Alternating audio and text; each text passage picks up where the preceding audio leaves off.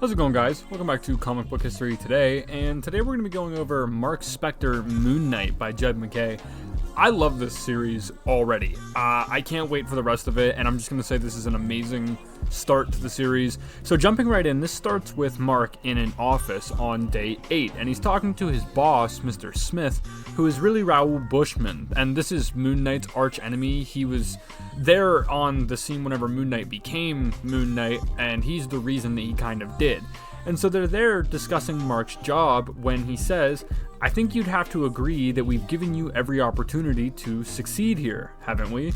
And yet you've disappointed us, you've disappointed me, and you've disappointed the company. And Marc is apologizing frantically when he goes to ask who the man in the corner is, and Mr. Smith just tells him not to worry about it. So he asks Marc what his position is, and Marc replies, mailboy. And so Mr. Smith asks if he delivered all the mail. So Marc starts sweating profusely, and he musters out the answer, almost all, as he slides a package forward addressed to Jean-Paul Duchamp. Now, this is a character nicknamed Frenchie, and for those of you who don't know, he's a mercenary friend of Marc Spector from the original adventure where he became Moon Knight as well. And Marc doesn't even seem to know who he is here because he tells Mr. Smith he didn't deliver it because he doesn't know where it goes. Mr. Smith then enforces that he does know where it goes and that he doesn't believe Marc and that he thinks he's lying, adding this pressure. There was one letter left in your cart today, Marc. Could you explain to me why it wasn't delivered? Marc becomes more distressed, saying, because I don't know where it's supposed to go. He says, yes, you do. And so he tells Marc to write down the address, and as he does, he keeps explaining that he doesn't know the address, and he keeps getting overwhelmed, saying, I just want to do a good job, I just want to finish the job, but I can't, I don't know. So Mr. Smith finally says, very well, Marc, I guess you simply don't have what it takes to get the job done. You're done for the day, get out of my sight. And as Marc steps out to leave, Mr. Smith says, oh, and Marc, this envelope will remain in your cart until you can tell me how to deliver it. Every time you look at it, I want you to think very hard about how you're disappointing the company by not finishing the job. So we see that there's this weird, toxic workplace environment that he's forced to be in somehow. And we see that it's this huge facility with these guards surrounding the top on these catwalks, and there's all these rooms. I love the art for this comic. It's so surreal and big, if that makes sense. So when we catch up with Marc, he's whistling a tune with the lyrics, he fights the bad, he fights for right, evildoers stay out of sight, bringing lunar justice both high and low. Does he waver? No, no, no. With truncheon boot and crescent dart, in the fight for good, he does his part, and he pours up this bowl of cereal, and he's watching TV in this broom closet of a room. And this is where we start to see the inner mechanisms of this operation, because we see that looking at these big computer monitors are Bushman, Mr. Fear, and a member of the Agents Byzantine, I think is how you say that. It's a shadow organization, sort of like AIM, if that makes sense. And so the agent is asking why the TV is there. Mr. Fear says that it doesn't even work, and he calls it more sad than funny. And the agent says that the Agents Byzantine have invested a great deal of money into this scheme. And he also says hiding the avatar of an ultra-terrestrial intelligence from his patron is neither cheap nor easy. So essentially what he's saying is that the investors are getting impatient, and he wants reassurance so that he can tell his higher-ups that they're going to get evidence. So Bushman says, Agent, you cannot force Marc Spector to do anything. He is like a mule, obstinate unto death. So the agent replies, Agents Byzantine has made more obstinate men talk in the past. A car battery and a set of jumper cables are much cheaper than all of this and can loosen a tongue alarmingly well, once the jumper cable is removed from said tongue. Bushman kind of then retorts and says, please, with Spector's appetite for pain, the battery's charge would give out before he did. He would attach the cables and flip the switch himself. So basically, Marc Spector doesn't care about his own life. So he goes on saying, no, in order to make Marc Spector do something, you must exploit his nature. Marc Spector completes the job no matter what it takes, no matter what it costs him. We have given him a job to complete. Mr. Fear here keeps Spector timid and addled with his fear chemicals, but make no mistake, you will get the information you require because he can no more fight his nature than he could fight God. So on day 11, we see Marc delivering the mail. Some of the agents are indifferent to him, some insult him, and none are very kind, furthering this manipulation that he needs to complete this job for people who don't like him. And when he finally gets to the last packet, the packet to Frenchie, his boss calls him in and yells at him, assumably, and then we cut to day 12. The agent's Byzantine is getting impatient and applying pressure to Bushman, and Bushman retaliates, saying this is what it takes to control someone like Marc Spector, because he's taking a lot of pleasure in this, saying our benefactors don't respect the artistry that's happening here, making it as though it's some kind of art that they are torturing a man.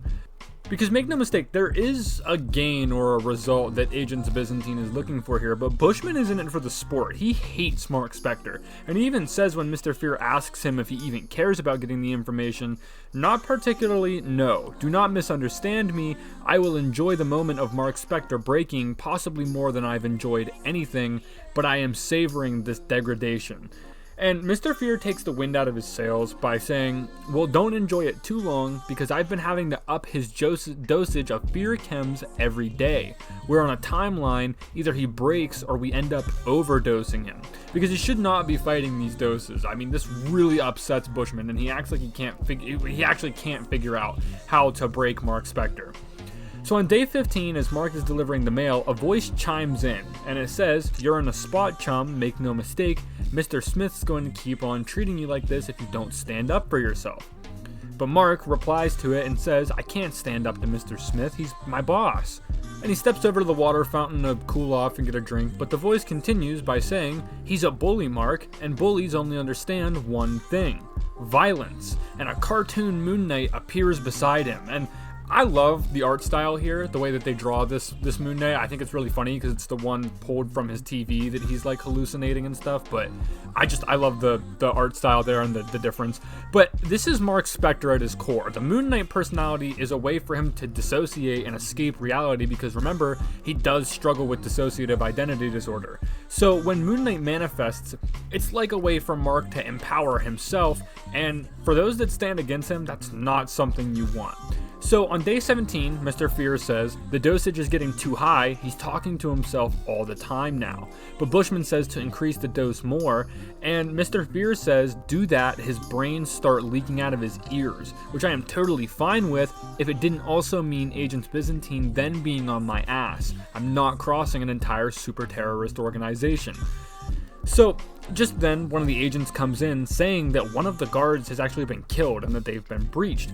So we jump back over to Marc Spector, and as he goes to deliver to Mr. 15, one of the agents he's supposed to deliver to, he enters the room and it's darker than usual. And when he comments on this, the voice in the room says, some things are best done in the dark, Marc. And so as he steps in, he looks down to see the body of Mr. 15, and the voice in front of him says it's Claret, which is a type of wine, and when Marc looks up, we see that the voice in the room is Zodiac. And so for those of you who aren't caught up, Zodiac is a kid named Terry, or at least that's what we think his name is, and he is hell-bent on making Moon Knight break, but not in the same way that Bushman and Mr. Fear are. He wants Moon Knight to snap and kill everyone. He basically sees Moon Knight as like wasted potential from a mercenary perspective. So he says, Moon Knight, I've missed you. Now Marc doesn't initially understand, asking if he likes Moon Knight too, since all he knows of Moon Knight is the projections in his mind. And Zodiac plays into this, saying, do I like Moon Knight? Marc, baby, I'm his biggest fan. You're the mail boy, right? Here, mail. And he slides this gift box to Marc. Marc says he never gets mail, so this is weird, and as he opens the box, Zodiac starts to monologue, as he says, see, I got a theory. I know they've got you doped up on fear juice, keeping you docile and scared, but I'm willing to bet that fear juice only goes so far. Because I think once you realize what they took from you, what they made you into, once you realize what you should be, that the wild dog will see you through. And inside the box is a Moon Knight suit. So just then, the alarm starts ringing and Bushman sends his guards to go check out what's going on. Zodiac pressures Marc to put the suit on, and he starts talking to himself again, asking the Moon Knight identity what he should do. And when the voice tells him, well, Marc, I know what I'd do. I'd put that mask on, buddy. I'd put that mask on and kill every son of a bitch in this building. And Moon Knight and Zodiac just burst through the door, ready to kill. I am so excited for an issue 2. I don't think I've been this hype for an issue 2 solo series, maybe save for Cyclops, because that is building to be really amazing. If you guys did enjoy this and want me to keep covering Marc Spector Moon Knight, be sure to let me know down in the comments. I will do so if you guys want me to. If not, I'll just keep reading it myself. But yeah, have a good one. See ya.